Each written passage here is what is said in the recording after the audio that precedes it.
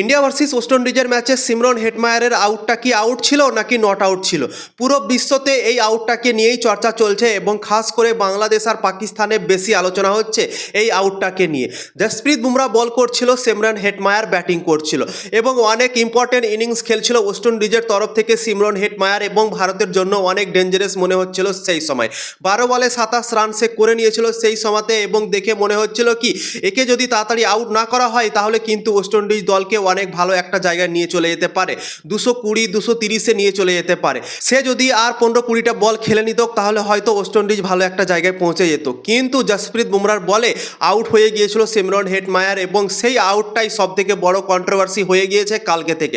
Social media থেকে নিয়ে সব জায়গা থেকে নিয়ে মোহাম্মদ আমির তাক বলে দিয়েছে কি এই আউটটা গলত দেওয়া হয়েছে, মানে ভুল সিদ্ধান্ত দেওয়া হয়েছে, সিমরন হেটমায়ার আউট ছিল না। এভাবে মোহাম্মদ আমির পাকিস্তানের একটা টিভি শোয়ে বলে দিয়েছে। মোহাম্মদ আমির বিশ্বকাপ শুরু হওয়া থেকে ভাই কিছু না কিছু বলতেই থাকছে ভারতকে নিয়ে, সে একটা টিভি শোয়ে থাকছে এবং সেখানে অনেক কিছুই বলেছিল। অভিষেক শর্মাকে নিয়ে বলেছিল, তারপর ভারতীয় দলকে নিয়ে বলেছিল, অভিষেক শর্মাকে স্লোগার বলে দিয়েছিল, ভারতের দলকে নিয়ে বলেছিল কি টিম ইন্ডিয়া সেমিফাইনালে পৌঁছাতে পারবে না এবং পাকিস্তান সেমিফাইনালে পৌঁছে যাবে। পাকিস্তান তো ভাই সেমিফাইনালে পৌঁছাতে পারেনি, ভারত সেমিফাইনালে পৌঁছে গিয়েছে, তাকে ভুল প্রমাণ করেছে সবাই। কিন্তু আবার মোহাম্মদ আমির সেই কালকের আউটটাকে নিয়ে ভাই বলেছে কি এটা ভুল সিদ্ধান্ত দেওয়া হয়েছে এবং খাস করে পাকিস্তানের মিডিয়া থেকে নিয়ে তারপর বাংলাদেশের মিডিয়া থেকে নিয়ে সব জায়গায় আলোচনা চলছে কি সিমরন হেটমায়ারের আউটটা আউট ছিল না। সিমরন হেটমায়ার যখন বলটা মেরেছিল আম্পায়ার সঙ্গে সঙ্গে আউট দিয়ে দিয়েছিল, ঠিক আছে, এবং থার্ড আম্পায়ারের কাছে সিদ্ধান্ত গেল, সিমরন হেটমায়ার রিভিউ নিল। তারপর রিপ্লাই যখন আমরা দেখলাম সিমরন হেটমায়ারের বল এবং ব্যাট তার সঙ্গে সঙ্গে যাচ্ছিল, ঠিক আছে, এবং সেখানে বোঝা যাচ্ছিল কি হালকা মনে হচ্ছিল কি একটু গ্যাপ মনে হচ্ছে দেখে। সিমরন হেটমায়ারও বিগ স্ক্রিনে দেখার পর বলছিল কি অনেকটা গ্যাপ আছে ব্যাট আর বলের মধ্যে এবং কি করে আলট্রা এজে হারকাত দেখিয়ে দিল ভাই, সেই সময় নাখুশ হয়ে গিয়েছিল সিমরন হেটমায়ার। যেহেতু আলট্রা এজে দেখিয়ে দিয়েছিল তো থার্ড আম্পায়ার আউট দিয়ে দিয়েছিল সেই সময় এবং সেটাকে নিয়েই আলোচনা তৈরি হয়ে গিয়েছে। তোমরা যদি ভালো করে ছবিটাকে লক্ষ্য করো তোমরাও হয়তো বুঝতে পারবে কি হ্যাঁ ব্যাট আর বলের মধ্যে হালকা একটু গ্যাপ মনে হচ্ছে, কিন্তু টেকনোলজিতে যেহেতু দেখিয়ে দিয়েছে তো আম্পায়ার আউট দিয়ে দিয়েছিল সেই সময়। তাই জন্যই সবাই নাকি বলছে কি আম্পায়ারকে নাকি ভারত কিনে রেখেছে। আইসিসি তো ভারতের দিক থেকেই ভাই কথা বলছে, টাম্পিয়ার সবই কিন্তু ভারতের দিকে। এইভাবে পাকিস্তান আর বাংলাদেশের লোক তাদের মিডিয়াতে এইভাবে আলোচনা করছে ভারতকে নিয়ে ভাই। তো এটা টেকনোলজির ফল, টেকনোলজিতে যদি সেরকমভাবে দেখায় তো সেটা ভাই কিছু করার নেই। সে আউটও ছিল নট আউট ছিল ভাই সেটা ভাই আমরা বলতে পারছি না, ঠিক আছে।